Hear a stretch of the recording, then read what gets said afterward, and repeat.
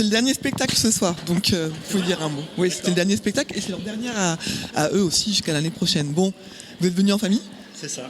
Alors, dites-moi, qui êtes-vous ? Nicolas. Maya. Nora. Roxane. Alors, ça vous a plu ?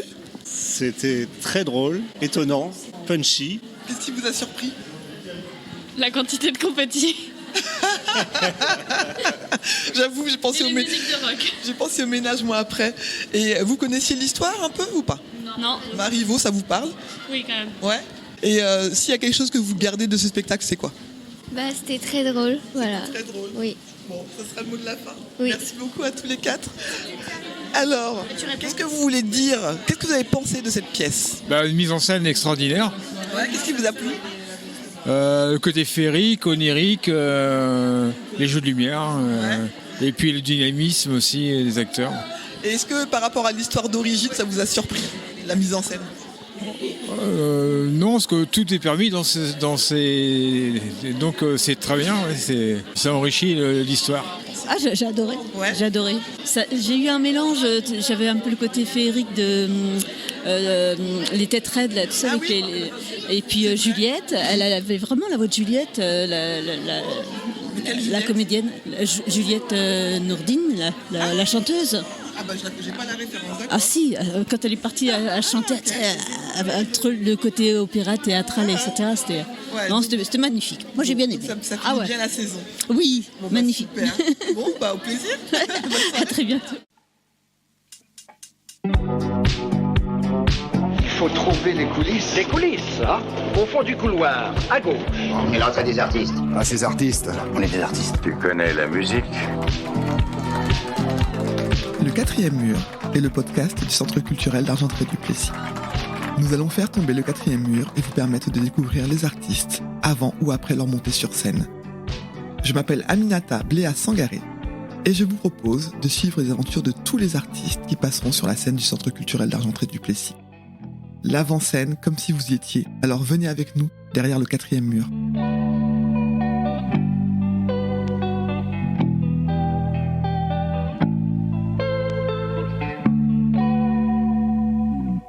Alors, ce soir, on a le plaisir d'accueillir Arlequin poli par l'amour, qui est mis en scène par Thomas Joly. Pour moi, c'est un de mes premiers grands moments de théâtre. Du coup, je suis ravi de pouvoir accueillir ce spectacle. C'est un spectacle que j'ai découvert il y a 10 ans maintenant et qui me reste encore comme un souvenir hyper agréable et un grand moment de spectacle. Donc, j'espère que le public partagera ce moment comme moi, je l'ai vécu.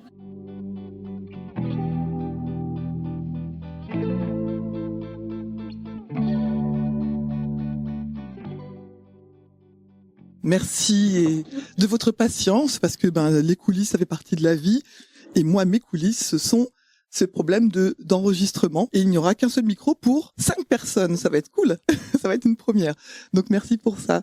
Est-ce que l'un ou l'une d'entre vous veut bien prendre le micro et présenter qui est autour de la table? Alors, moi, je m'appelle Clémence et je suis actrice, donc comédienne dans le spectacle. Et à ma gauche, il y a Ophélie, qui est également actrice sur Arlequin poli par l'amour. En face de moi, il y a Rémi, acteur. Charline à côté, qui est aussi actrice, mais sur ce projet, elle est l'assistante à la mise en scène. Elle nous accompagne en tournée, nous fait les notes et les retours à chaque représentation. Et il y a également Pierre, à côté de Charline, qui est acteur, comédien sur le spectacle. Passe le micro à qui tu veux pour prendre la suite. Donc, tu viens de parler d'un spectacle. Pierre, est-ce que tu peux compléter en nous disant votre compagnie, elle s'appelle comment? Alors, c'est pas vraiment notre compagnie, puisqu'en réalité, il s'agit de la compagnie, la Piccola Familia, qui, pour le coup, je crois, Charline en fait partie, est une des fondatrices de la compagnie. Nous, a priori, on joue et on bosse tous dans plein d'autres compagnies. Mais là, on est engagé par cette compagnie pour ce spectacle, quoi. Ça, c'est une particularité j'ai déjà vu effectivement avec d'autres comédiens et comédiennes, et je trouve ça toujours fascinant que vous arriviez à mixer plein de vies comme ça, de compagnies et de spectacles complètement différents. Et cette compagnie s'appelle la Piccola Familia. Et pourquoi alors Piccola Familia? Alors pourquoi Piccola Familia? Parce que on l'a créée donc en 2006, cette compagnie, et Arlequin poli par l'amour a été créé en même temps. C'est le premier spectacle en fait de la compagnie. qui donc maintenant a fait le calcul, tourne encore. Il a 18 ans, il est majeur. Majeur et responsable. Et donc, la piccola familia, ça veut dire en italien, en français, ça vient de l'italien, petite famille. La petite famille nous ressemblait, voilà, à l'époque. Alors, est-ce que chacun et chacune d'entre vous, peu importe l'ordre, pouvez me dire un peu, alors, comédien, comédienne, vous avez, je pense, chacun et chacune d'autres casquettes. J'ai envie de savoir qui est derrière la personne que j'ai devant moi, par où vous êtes passé, en quelques mots, voilà, qu'est-ce qui vous fait vibrer dans cette vie de théâtre? Et moi, je suis passé par plusieurs casquettes, même si le fond de mon envie, c'est d'être comédien. Au collège, j'avais envie de devenir réalisateur, et parce que je regardais plein de films. Le premier film qui m'a fait aimer le cinéma, c'est Titanic. Et après, j'ai testé le théâtre au lycée, et là, tout de suite, j'ai eu envie de faire ça. Donc, le fond de mon métier, c'est d'être comédien. Mais pour jouer, des fois, il faut aussi faire des projets. Et pour pouvoir faire des projets, il faut avoir une compagnie ou mettre en scène. Et du coup, à un moment, donc j'ai fait une école de théâtre à Paris. Après, j'ai fait une formation professionnalisante à Rouen. Et c'est dans cette formation qu'a été créé Harlequin poli par l'amour. On n'est plus que deux de cette équipe parce qu'il y en a qui ont décidé d'arrêter et d'autres qui sont arrivés et qui sont devant vous.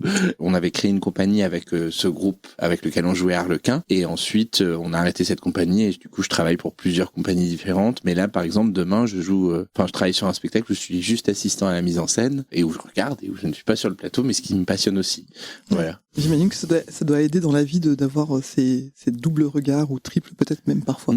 Je te passe le micro. Tiens, je te passe le mien. Un parcours somme toute classique, beaucoup de théâtre enfant, un lycée option théâtre. Je suis rentrée au conservatoire relativement tôt et j'ai fait une école nationale supérieure au TNB à Rennes, dont je suis sortie en 2015. Et en parallèle de ma formation, j'ai fait du chant lyrique et beaucoup d'improvisation théâtrale. J'ai fait beaucoup de matchs d'impro à partir de mes 13-14 ans. J'ai commencé, j'ai fait les deux parcours côte à côte. Et aujourd'hui, pour résumer, je travaille avec Thomas Joly, m'a sollicité depuis 2015 sur différents projets. Et en parallèle de ça, j'ai beaucoup développé mon activité dans le monde de l'improvisation. Et aujourd'hui, je fais partie d'une compagnie qui s'appelle Les E à Paris, avec laquelle je fais différents formats d'improvisation. Là, en ce moment, on joue KO. Et après, voilà, je développe mon activité en fonction des projets, en fonction des aventures. J'étais juste avant sur une des dernières créations théâtrales de Thomas Joly, Dragon, qui a tourné jusque l'année dernière. J'essaye de me développer aussi un peu à l'international avec des acteurs et des improvisateurs. D'autres, j'ai peut-être un projet avec des Slovènes qui est en train de se mettre en place. Voilà, je suis toujours sur pas mal de barques différentes en même temps. Et pour m'occuper, je tiens à le dire, c'est important. J'ai un cabinet de curiosité, je fais un peu de taxidermie et ça m'occupe aussi pas mal de temps. Voilà, ça me fait rigoler. Je suis obligée de rebondir. La taxidermie pour t'occuper, c'est-à-dire, on est d'accord que pour que tout le monde ait le même niveau d'information, la taxidermie, c'est bien le moment où on vide des animaux, pas des gens. Bien sûr. Des animaux. Des écureuils, tout ça, et on les remplit d'une autre matière qui fait qu'ils pourrissent pas. Alors je dis taxidermie pour résumer parce qu'en fait il y a pas de nom à ce que je fais, mais il y a quelques années j'ai commencé une collection de crânes d'os en fait, et au début c'était ce que je trouvais, ce qu'on me donnait, ce que j'achetais en brocante, et j'ai rencontré un ami, Sylvain Wavran, qui fait partie du collectif Nos Années Sauvages, qui est taxidermiste, et du coup il m'a dit que je pouvais récupérer moi-même, entre guillemets. Du coup c'est comme ça que j'ai commencé une activité, et donc je vais pas dégoûter les gens, mais oui, il s'agit de récupérer des animaux que je n'ai évidemment pas tués j'imaginais pas ça du tout. Mais du coup, il faut forcément passer par une phase de taxidermie où on va délester l'animal de sa peau, de sa chair, pour en arriver jusqu'aux os, qui est un énorme travail. Et ensuite, il y a tout un travail de puzzle, ce que j'appelle moi des puzzles, où on va reconstituer l'animal et ensuite je le mets en structure. Et c'est quelque chose qui me divertit, le mot serait peu adapté, mais en tout cas c'est quelque chose qui m'intéresse, ça me concentre, c'est un peu méditatif, et du coup ça me permet aussi d'avoir mon lieu, un petit temple où je mets mes objets, et j'ai une vitrine à Rouen, et ça me permet d'avoir ma bulle à moi, hors du théâtre aussi, et c'est important. Ah super, merci. Bon alors je mets au défi chacun et chacune d'entre vous après de dire ce qui vous détend. On n'est pas obligé de moi je jardine, je fais du jardin, je fais mon potager, je regarde mes fleurs pousser et je cuisine aussi. Voilà, ça me détend. Je fais un peu de couture aussi. Alors, et ton parcours d'avant alors? Alors moi je suis rentrée au conservatoire de Rennes et ensuite d'Angers. Donc j'ai fait 4 années de conservatoire. Et après j'ai cofondé un collectif qui s'appelle le collectif Citron. Et depuis 2009, on crée nos spectacles. On les écrit, on les met en scène. On a tous plusieurs casquettes dans ce collectif. Et voilà, ça se passe bien, ça continue. Cette aventure continue. Et en parallèle, je travaille avec d'autres metteurs en scène et d'autres compagnies, essentiellement angevines. Et puis sur les projets de Thomas Joly aussi, sur le Dragon, sur Harlequin, voilà. Ben moi, je suis arrivé dans le théâtre il y a un peu plus récemment, puisque j'ai fini l'école donc il y a 1 an et demi. Et donc c'est que depuis là que je travaille. Mais avant, j'avais fait une licence en arts plastiques, dans laquelle je faisais principalement de la danse. Et c'est à force de faire de la danse que j'ai été amené à rencontrer le théâtre. Et après, j'ai postulé dans un conservatoire à Angers, j'étais pris. Et ensuite, j'ai pu être pris aussi dans la classe du COP, donc qui est un cycle d'orientation professionnelle qui a eu lieu au sein du Quai, qui est le CDN à Angers. Et suite à ça, j'ai pu bosser dans différentes compagnies. On a aussi monté notre propre compagnie avec certains élèves du COP et aussi des gens avec qui on voulait travailler, et qui s'appelle Figura Théâtre, et avec lesquels on fait de la création plutôt. On monte pas de texte. Nous, on a vraiment la volonté d'inventer aussi un peu des nouvelles formes, de ramener des formes qui nous parlent plus, parce qu'au début, moi, le théâtre, je connaissais pas, j'avais jamais mis les pieds, et quand j'ai commencé, ça m'a un petit peu ennuyé, en réalité, mais je trouvais que le potentiel était incroyable, donc j'avais envie et on avait envie de faire de la création. Et voilà, et donc maintenant, je peux travailler dans plusieurs compagnies, je travaille à peu près avec 5-6 compagnies différentes, et je donne aussi des cours de théâtre. Et voilà, donc l'emploi du temps est bien chargé et j'en suis très heureux. J'imagine.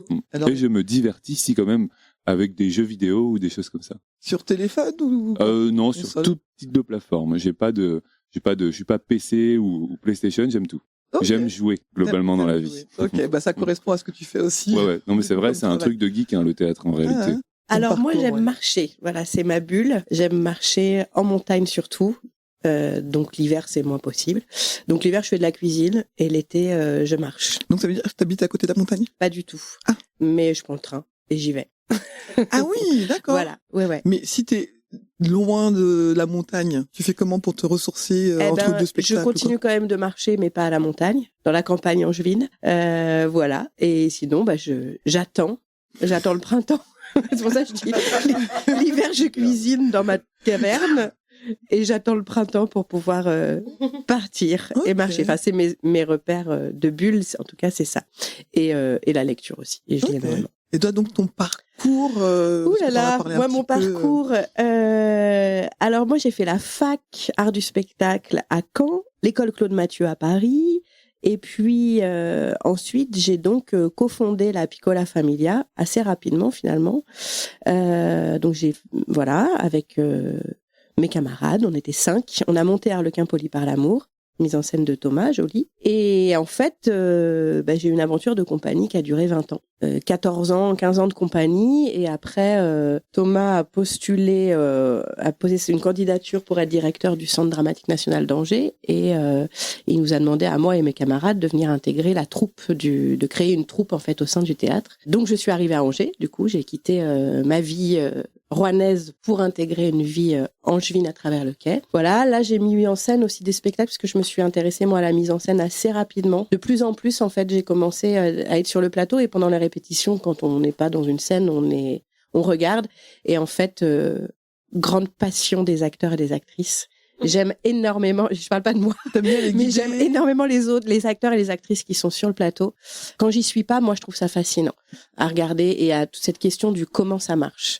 Comment marche un texte, comment marche une histoire, comment marche une émotion, comment marche une transmission. Et en fait, c'est venu de là, finalement, la mise en scène, j'y suis arrivée par mon goût de l'humain, plus que par une esthétique. Et puis, après, j'ai eu envie de raconter des histoires avec des gens. C'est des histoires singulières avec des gens particulier et en fait finalement ça s'appelle de la mise en scène, même si au départ j'étais assez effrayée par le mot, c'est un peu lourd. Il y a une question de pouvoir aussi là-dedans qui moi m'intéresse pas trop, me fait peur, mais en fait la pratique finalement elle est celle-ci pour moi en tout cas, mon prisme à moi c'est celui-là.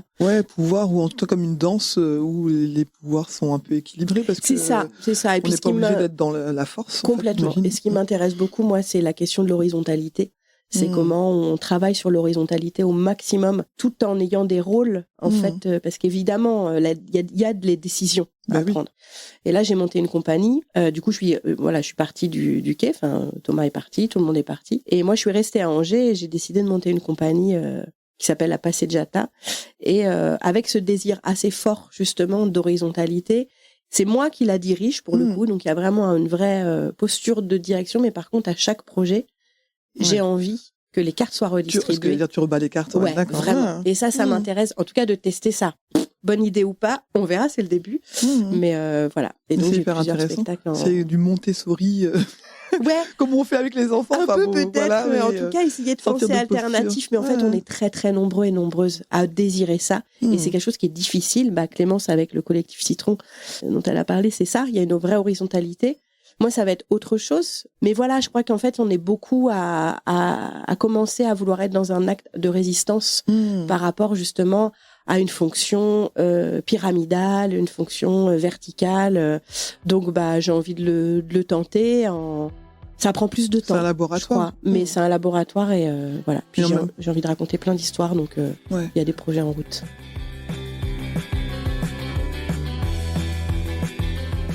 Bonjour. Alors, timide, pas timide, est-ce que vous avez envie de dire un mot ou deux? C'est le dernier spectacle de l'année. Vous avez aimé? Non, ouais, c'était bien. Ça vous a plu quand même? Ouais, ça m'a plu, ouais. Vous avez envie de revenir pour la prochaine saison? Je sais pas, c'est la première fois que je viens. C'est vrai, c'est la première fois? Ouais, parce qu'avant, je viens plutôt avec Vitré, en fait, au spectacle à Vitré. Et du coup, là, c'était avec le partenariat, donc je me suis laissé tenter. Et pas déçu? Non, ça va. Ça réveille un peu Marivaux, ça fait du bien. Allez, un groupe. Dites-moi quelques mots. Allez, c'est pour le centre culturel. Quelques mots. Venez par ici. Vous pouvez parler tous ensemble. Rapprochez-vous du micro. C'était génial. Donc Mélina. Oui. Ok. Bon, tout le monde va dire son prénom. Mélina. J'en connais quelques-uns. Marie-Armelle. Martine. Surprenant. Et votre prénom, c'est surprenant. Non, ça vous a plu? Oui. Ouais. C'était époustouflant. C'était surprenant. Oui. Ouais. Bon, il a pris la grosse tête. Voilà. Mais c'est vrai que du coup, vous connaissiez vous Marivaux, tout ça, ça vous parlait, le classique? Oui, voilà un petit peu de loin, il y a longtemps. Ouais, on ne vanille pas avec l'amour, quoi. Mais ouais, c'était plein de références et c'était hyper impressionnant au niveau des effets, avec pas grand-chose. Ça faisait vraiment un rendu très exceptionnel, ouais. Voilà. Oui, presque des impressions de cinéma par moment. Hein. De cinéma, un peu de comédie musicale aussi, avec la musique et tout, c'était parfait. Donc, heureux et heureuse de votre soirée. Oui, très. C'était sympa. Ouais. Bon, Super bien. Merci beaucoup d'être venu et d'avoir pris le temps de me répondre. Au plaisir. Au revoir.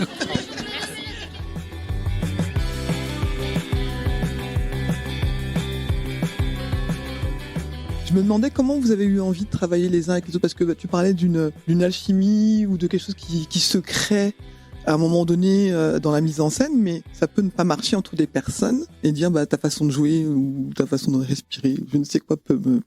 Personne n'a choisi déjà ici, là, dans l'équipe qu'on est, on ne s'est pas choisi. D'accord. Puisque c'est Thomas qui a créé ça, qui a embauché les gens. Après, voilà, quand Pierre est arrivé...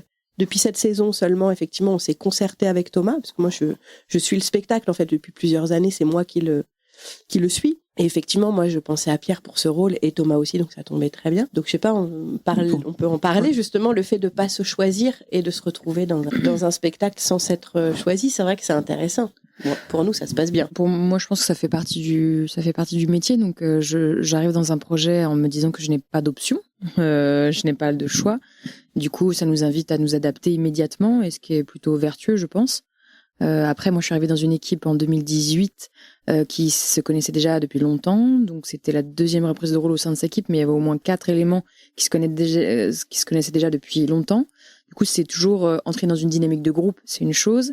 Reprendre la partition de quelqu'un qui n'a pas la même énergie que nous, c'est aussi quelque chose. Donc, pour moi, c'est vraiment un métier d'adaptation. Et si on n'arrive pas à faire ça, on est mort. Par contre, voilà, si par moment, ça m'est arrivé de jouer avec des gens, c'est pas le cas pour cette équipe, mais dans d'autres expériences où j'avais vraiment du mal. Mais en fait, jamais ça n'a été un frein.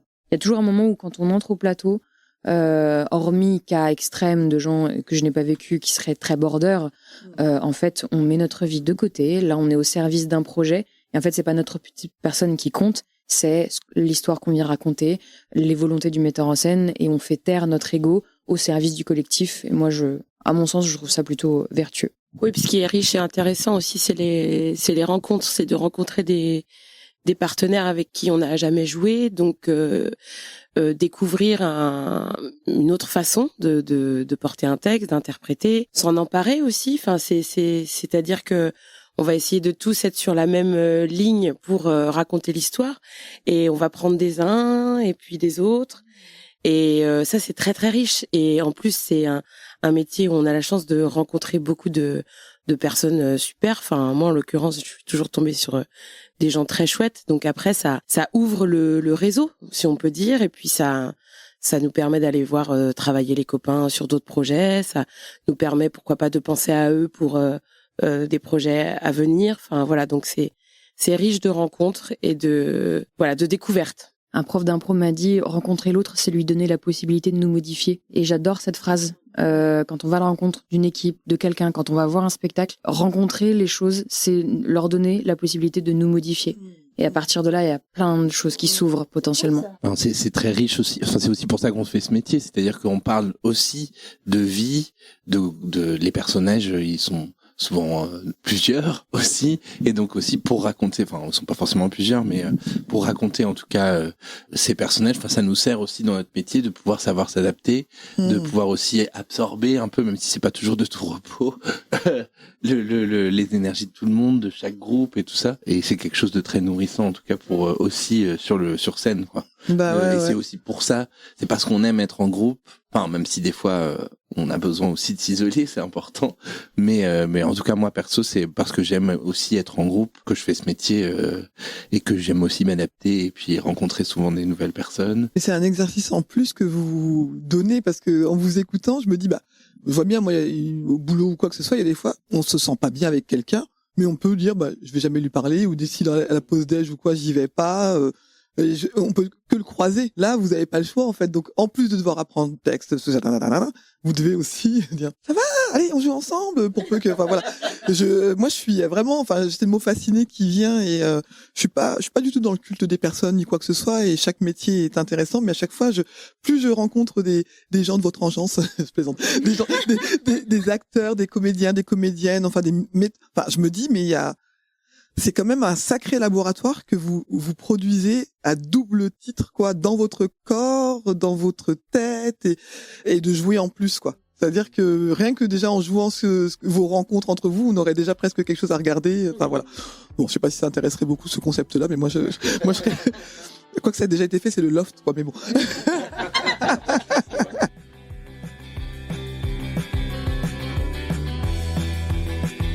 Comment ça t'appelle ? Tao, qu'est-ce que t'as pensé du spectacle ? C'était chouette. Après, la morale, on pouvait savoir un peu. C'était au bout d'un moment, les hommes, dès qu'ils veulent du pouvoir, ils vont tout faire pour l'avoir. Ouais. Parce que j'ai trouvé à un moment, la fin, le début c'était bien quand Harlequin il était débile et tout, c'était drôle. Mais après. Il a pris la grosse tête. Ouais, ça passait de je veux devenir amoureux à je veux devenir roi. Et vous alors, qui est à côté ? C'est quoi vos prénoms ? Dites-moi. Nathan. Et Flora. Et alors, qu'est-ce que vous avez pensé ? Vous êtes d'accord avec Tao ? Oui, un peu. Ouais. Ça vous a dérangé ou surpris ou quoi que ça change un peu comme ça qu'Harlequin devienne vilain ? Parce qu'il y avait beaucoup d'émotions et tout. Ça changeait, ouais. Ouais. T'as bien aimé aussi le Ouais, mais il est un peu devenu fou à la fin. Oui. La baguette, ça l'a rendu fou, effectivement. Bonsoir, comment tu t'appelles ? Je m'appelle Fanny. Fanny, tu vas bien ? Est-ce que ça t'a plu ? Oui, ça m'a vraiment plu et j'ai apprécié tous les particules et tout. C'était vraiment cool. Et t'as même pris un ballon d'ailleurs. Oui, un ballon en plus. Dis-moi. Bonjour. Rebonjour. Déjà parlé ? Oui, rebonjour. Alors, est-ce que tu veux me dire toi ce que t'as pensé du spectacle ? Moi j'ai bien aimé, vraiment. Enfin, c'était vraiment joyeux. Il était vraiment simple et tout. Et à la fin, il voulait vraiment devenir roi. Enfin, mais il est quand même resté, roi dans la simplicité. Et du coup, j'ai bien aimé. Super. Tu connaissais l'histoire un peu d'Harlequin, tout ça ? Oui, on l'a travaillé en cours de culture théâtrale. Et ça ressemblait à ce que tu avais vu en cours ? Absolument pas. Bon, en tout cas, content de ta soirée. Oui. Écoute, bonne fin d'année. Et au plaisir l'année prochaine peut-être ? Oui, oui. Je vais bientôt vous libérer parce que je sais que vous avez des choses à faire, mais j'aimerais, et peu importe, chacun et chacune peut prendre la parole, savoir 2 choses avant de vous quitter. Déjà, qu'est-ce qu'on va voir ce soir ? Parce que bon, bah voilà. Chacun et chacune, moi j'aimerais savoir ce qui vous rend heureux et heureuse. En ce moment, on a besoin de trouver, enfin ça fait longtemps, mais bon, encore plus en ce moment, je trouve, des sources de choses, la toute petite chose, une coccinelle qui s'envole, peu importe, voilà, un projet de taxidermie enfin voilà, qu'est-ce qui vous rend heureux et heureuse ? Et ça, du coup, chacun et chacune devra y répondre. Mais et qui veut à 2 voix, 3 voix, présenter ce qu'on va voir ce soir. Eh bien, ce soir, vous allez voir donc Arlequin poli par l'amour, qui est une pièce de Marivaux, qui se passe dans un monde fantastique où une fée enlève un jeune homme qu'elle trouve très beau, magnifique, extraordinaire, sauf que ce jeune homme a une intelligence légèrement limitée au début de la pièce, et en fait, elle veut essayer de lui apprendre ce que c'est que l'amour. Et donc, par sa volonté, elle veut faire en sorte qu'il devienne amoureux d'elle. Sauf qu'il va rencontrer une bergère et que, petit à petit, l'amour... Et on s'arrêtera là pour pas divulguer. Ailleurs. Voilà. Alors, et pendant que tu as le micro, qu'est-ce qui te rend heureux dans la vie ? Qu'est-ce qui te fait du bien ? Alors symboliquement, on peut dire le sourire d'une ou d'un ami. Mais je sais pas, tout à l'heure je parlais de messages reçus alors que c'est pas prévu, par exemple, et juste pour prendre des nouvelles, par exemple, ça peut me rendre heureux.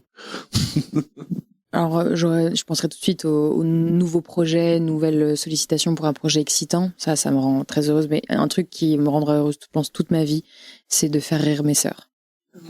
C'est très efficace. Bon, bah moi, je crois quand même que jouer au théâtre me rend heureuse, même si c'est un métier parfois entier, profond, compliqué. Voilà, il faut remettre en jeu et en question beaucoup de choses souvent. Mais je crois que quand même, ça me rend heureuse. Et puis, voir grandir mon petit garçon, ça me rend super heureuse aussi. Moi, ce qui me rend heureux, c'est vraiment l'aventure de la vie, quoi. Je veux dire par là que tous les jours, maintenant j'ai 29 ans, donc je suis pas très vieux, mais c'est quand même l'impression d'avoir de l'expérience un peu de la vie qui fait que je me rends compte que tous les jours, il peut vraiment se passer une sensation, un sentiment nouveau. Même, tu disais une coccinelle qui s'envole, mais c'est vrai, parfois, voilà, je pense le dernier truc, c'était un virage dans une voiture où on se rend compte un peu de nature et paf, on se fait surprendre par une émotion, et ça, c'est, moi j'appelle ça l'aventure de la vie, quoi, parce que on sait pas à quoi s'attendre et c'est tellement infini de surprises que moi ça m'a toujours tenu. Je me dis je peux aller au bout. Enfin, la vie, tant qu'il y en a, je suis preneur. Moi, je vais rebondir sur ce que disait Clémence, parce qu'effectivement, mon garçon me rend profondément heureuse. Et après, je crois mais il en fait partie du vivant, en fait. C'est peut-être ça fait conceptuel comme ça, mais le vivant et se rendre compte du vivant dans sa fragilité aussi, je crois que c'est ce qui me rend heureuse, parce que la fragilité, pour moi, c'est la beauté, c'est pas de la faiblesse, et donc la fragilité, je dirais, de la vie, les rapports humains, notre rapport à la nature qui est fragile aussi en ce moment beaucoup, voilà, et de se dire que d'aimer en fait, d'aimer le vivant, voilà. Et d'essayer de le voir, de le percevoir, de le brasser. Voilà, je dirais ça. Mon enfant et le vivant. Merci d'avoir partagé avec nous ces instants-là. Moi, je suis assez émue que vous soyez ma dernière pièce pour cette saison. Donc, je suis très contente. Et vous, c'est votre dernière aussi. Donc, on va vivre quelque chose de magnifique ensemble. J'ai hâte de vous voir sur scène. Merci pour ce temps. Vous êtes... ça fait comme dans le film, là. Vous êtes très bello. Voilà. Elle disait que vous êtes très beau, mais bon, voilà. Vous êtes des hommes et des femmes, donc bello. Donc merci pour ça. Le jeune homme que vous avez enlevé à ses parents est un beau brun, bien fait. C'est la figure la plus charmante du monde. L'art d'aimer. Au vide. En un, après, j'essaie.